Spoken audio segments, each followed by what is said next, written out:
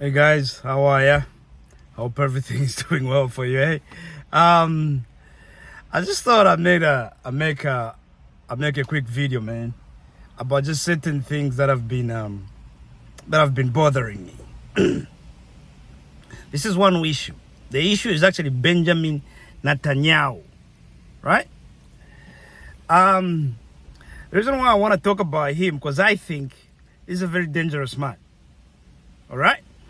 And I want to talk about something that no one is talking about. That is so obvious. If you know anything about history, if you've studied anything about wars in the past, during ancient wars and all that stuff, how that was done. And I'm surprised today, but then again, it doesn't really surprise me. No one studies history these days. That's why it's repeating itself, or doesn't necessarily repeat itself, but it rhymes. That's one thing I've learned in investing. History does not really repeat itself, but it rhymes, right? And no one is talking about this. And I just find it so fascinating. Here's what I'm talking about. 7 months ago, this is what happened in Israel. People demonstrating. Why are demonstrating? Because a man who was once removed as Prime Minister of Israel came back. And the reason why he was removed was because he was found to be corrupt, right? Came back. This guy has been in Israeli politics almost all his life. So now he wants to be the emperor. It's like a Napoleon coming back. He came back. He kicked out the defense minister who had sense at that time, because he's messed up the judicial system in Israel. He can do whatever he wants and no one can stand in his way.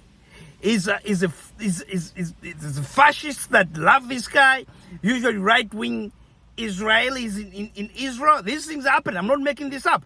And I understand you're not supposed to say these days, which is sad, which also just pours fuel onto the fire that we can discuss about anybody and anyone except for some people. That's wrong. So this video might get removed, and that's okay. But I hope some of you guys at least be able to sort of watch it, okay, before it gets removed. So people demonstrating, as you are going to see in this video, demonstrating because he's messed up their judicial system. He wants to be an emperor, and he's corrupt, and people are demonstrating. Look at the streets. This went on, I think it was for weeks, if not months. These demonstrations went on. They wanted him out.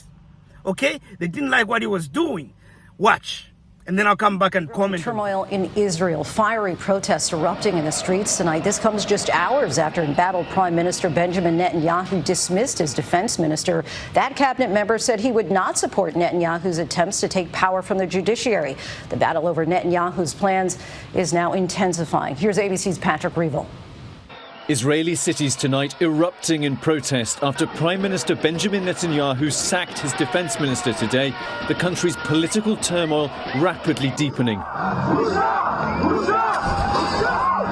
Netanyahu removing Yoav Gallant, a member of his own Likud party, after Gallant called for a pause in the government's controversial plan to weaken Israel's judiciary, essentially stripping its power to have final say on Israel's laws. The plan triggering weeks of massive protests, an estimated 300,000 citizens marching Saturday, many alleging the plan is a power grab that could make Israel an autocracy more like Turkey or Russia. We all have to fight for our rights because of the plans of Benjamin Netanyahu that want to turn this nation into a dictatorship. The unprecedented anger spreading to Israel's military, with hundreds of reservists refusing to report for duty. But for now, Netanyahu pressing on, with a key parliamentary vote expected this week on a law that would give the current ruling coalition ultimate control over most judicial appointments. Israel critics warning headed for an unprecedented constitutional crisis. Benjamin Netanyahu's opponents accuse him of weakening Israel's judiciary to protect himself as he's on trial for serious corruption allegations. Netanyahu denies all charges, but those protesting say that this is escalating into an existential battle for Israel's democratic soul. Lindsay. A dramatic upheaval there, Patrick. Now, so what happened on November the 7th? Is it November the 7th? No. I think it was October the 7th, right? So what happened that day? Okay? And this is where I don't know why people are not asking this. Israel is the most defended country in the world. They have the thing called the aerodrome, whatever. Missiles cannot penetrate this thing. And then there's a defense system around the country itself. You cannot penetrate this thing. There's military personnel on the streets everywhere. You listen to people that have gone to Israel, especially if they said they were going to Gaza. You know, you are checked, you are even asked the religion you belong to. You know, you are searched, everything. All sorts of things are done to you. But on that day, all these things got breached. And the Hamas group was allowed to go into Israel for 7 hours to kill and do all this and do a heinous crime against the Israelis at that time. They were allowed to do this. For 7 hours, this went on. 7 hours. This went on. Now, Israel, remember what I said, the most defensive, well-defended country in the world. And everything got breached. And allowed to go in within the Israeli territories, within the lands of Israel, for 7 hours. Do you believe that? Most of you do, but I don't. Why am I saying this? Here is a man who's desperate for power. He wants to control everything.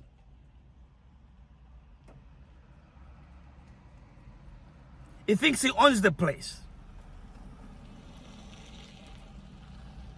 He's doing whatever he can to be in charge of that whole country, to be in charge of the judicial system, so no one gets to ask what he's doing. It's just up to him. The country has risen against him. People are pissed.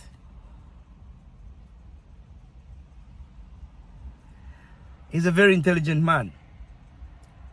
He's been in the Israeli army for years. I'm pretty sure he's a student of history. How do you get the people back behind you? How do you do that? Listen to here, my friends. Okay, listen to here, guys. Sorry, I said my friends. Some of you, you're not. But listen to here, guys. There's two ways you control people. It's through religion and through war. When you put fear into people that they're about to get killed, and you are the one who can defend them, then they'll fall behind you. If you can tell people that there's a high power that's watching you, and one day they're gonna be judgment day, unless you do this, people will fall into line. Two things that you can use to control people. And history tells me, if you go in the past, there's been times and times and times, even the US, sometimes it's even sacrificed its own people or even blew up their own stuff just to say the other guy did it. Even Trump, I heard he wanted to bomb North Korea and just say, oh, the other guys did it. You know, so people use all these tactics of things. Now, why am I saying this? Here is Bossum. He was on Piers Morgan. Listen to what he said, because he's also one of those people that think like me, that are questioning these things when most of you are not questioning. Hear what he said. Hear what he questioned. I am going to pretend that I'm an Israeli citizen. I'm going to put myself in the place of an Israeli settler in the kibbutz. And I want to speak to my Prime Minister, Benjamin Netanyahu.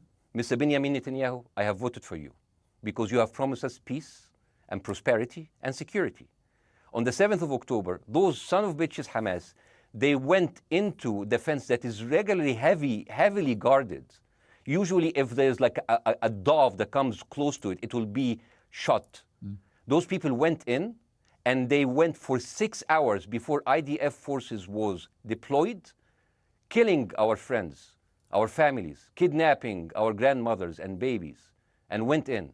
I want to ask you, Mr. Prime Minister, after you have fractured the Israeli community and you have fucked our courts, our Supreme Courts, what are you doing with the money being given to you to the United States. Also, you are carpet bombing Gaza with absolutely no regard to our hostages, our people. I heard a rumor in the kibbutz that you're doing that you let that happen as an excuse to carpet bomb Gaza, so you push them into Sinai. And I didn't believe that. That's like, not my prime minister. He can never do that. And then I watched an interview for Danny Ayalon. He was your chief advisor. He was also the Israeli ambassador to the United States. And you know what he said, Mr. Prime Minister?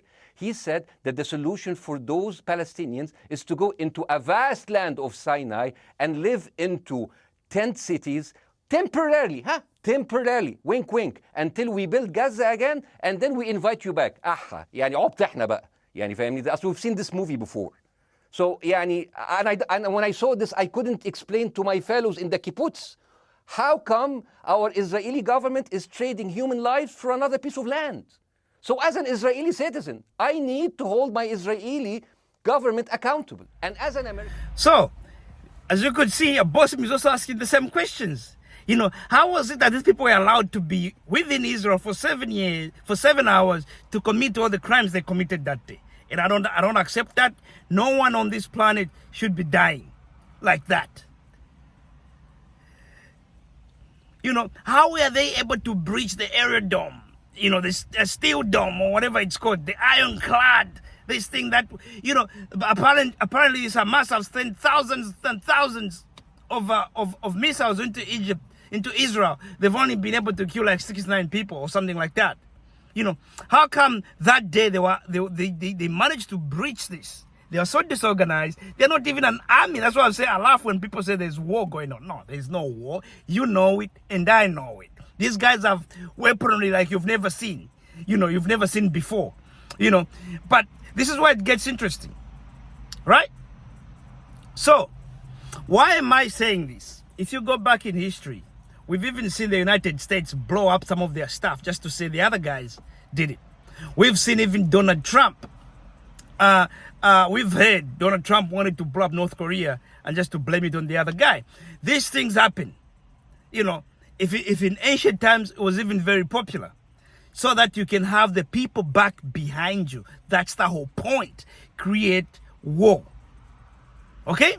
So, why am I saying this? Back in the day, there used to be a leader of the Palestinians called Yasser Arafat. Yasser Arafat was a very good man. I respect him dearly. You know, he died. A few years ago, the Israeli admitted to killing him. When they picked up, when they resumed his body and did some tests, they find a high concentration of radioactives. Now, the person who was admitting that a radioactive that ended up obviously killing this man must have been very close to him. You know, and they've admitted that's how they did it. I think sometimes they used to put it in his food or whatever. So who was this person who used to do that? It was probably someone closest to him. Someone they bribed, someone they did something, they gave something. Someone very close to Yasser Arafat betrayed him. Okay? It could have even been an Israeli person who pretended to be Palestinian and worked for him, managed to get to a point where he was trusted chef or something and used to poison this man slowly. He had a slow death. So they didn't make it obvious. Okay? Now, how could they have put off what they put off? Netanyahu, like I said, is a very smart guy. This is how you do it, guys. This is how you do it. You send someone into the Hamas territory. You tell them you got good news. You say, on this day and this day and this day, this is what the Israeli do. They do this and this and that, and you make things up. And then you say, if you really want to attack them, this is how you do it. But remember, the plan is already coming from the Israeli. This man goes there, tells them where to go. And the Israeli, all they needed to do is to make sure that the people who knew where, not the whole army might have even known this. Just a few people who were in the know, worked to make sure that this happened perfectly. So, you go in there, you tell these people, you convince them to say this is what's going to happen. If we do, this is the best time to do it. And in everywhere there where they could find sort of a defense, you managed to put those people who could sort of defend or who could fight them, you managed to take them off in those positions. This happens so that people got a sort of a free entry into the area, and they commit what they want to commit. And before you even say anything, you arouse them and say, "We want to kill these people. We want to go there and show them how to do it, how it's done. We gotta be as brutal as and animalistic as we can be." But all of a sudden, they knew what was happening. Because this is why when this happened, remember, the babies and all that stuff, which turned out to be fake news, because everything was part of the story. It's not the first time Israel has lied to the people. They've done this. They're still lying even up to now. Even the BBC is realizing that they're lying. You know, this is how that thing happened. Because I've even heard recently from the Turkey website where they said they've actually realized, I think this is going to come out very soon, they found that some of the people who were at that concert were actually killed by Israeli helicopters who were firing into people. So you watch for more news to come out of this, because then I want you to come back to this video and say, dude, you were right. You know, it might be taken out of the internet, that's all right, but you come out at some point, you're gonna say, I was right. So now you put fear into people. You allow these people to take some hostages. Because remember, this thing has been going on. They don't even care about hostages. What they want is to put fear into the Israeli people to say only Netanyahu can defend you, has your back. So now everyone, there's no demonstration right now, the streets of Israel. If they're demonstrating, they're asking for hostages, because now the story has changed. It's not about him destroying the judicial system. It's not about him being corrupt. Now all the whole story is changed all over the world. The story has changed. That, my friend, is how you make smart chess moves. You gotta be careful with these people. Just remember what I've said. Prove me wrong. Prove me wrong. Okay? Bossum said it, and it's funny. P.S. Morgan, he said this to his face, and he went over his head. He's never even asked it. You know, this guy is more focused on asking people like, do you say Hamas is a terrorist group? Okay. I think what most of the guys should be saying, oh, I'll accept it if you say Israeli, the state of Israel itself, not the people, but just the state in its existence, is a terrorist group to the Palestinians. It's that simple. You know, no one's asking him that, but that's what I would like to ask him. And then he says, yeah, but they've never done anything. Then I would say, you know what? Just them settling there, displacing people, and killing them in the process, you know, is a terrorist act. Because it's not about the land with no people to the people with no land. That's a lie. The land has people. And this is why I question people. Like, almost 50 million Africans were taken into slavery, were enslaved. But that doesn't mean every African took off. There are Africans, we are still here. You know, some Africans who stayed, they all didn't leave Africa. You know, so this idea that the whole place was empty, that's a lie. Do your research. What you're going to find out is that actually within the Palestinians, there's more Jews than even within the so-called Israelis. Because remember, those people have been in Europe for 2,000 years. That's why they don't look nothing like the Palestinians. Okay? If you do a DNA test, most of those people will be lucky to even have 3% of ancient Jewish DNA. They'll be lucky to have 3%. Most of them. So, this is what I think happened. And I want you to start asking these questions. I want you to study history of when these things have happened and how people have made it happen. You know?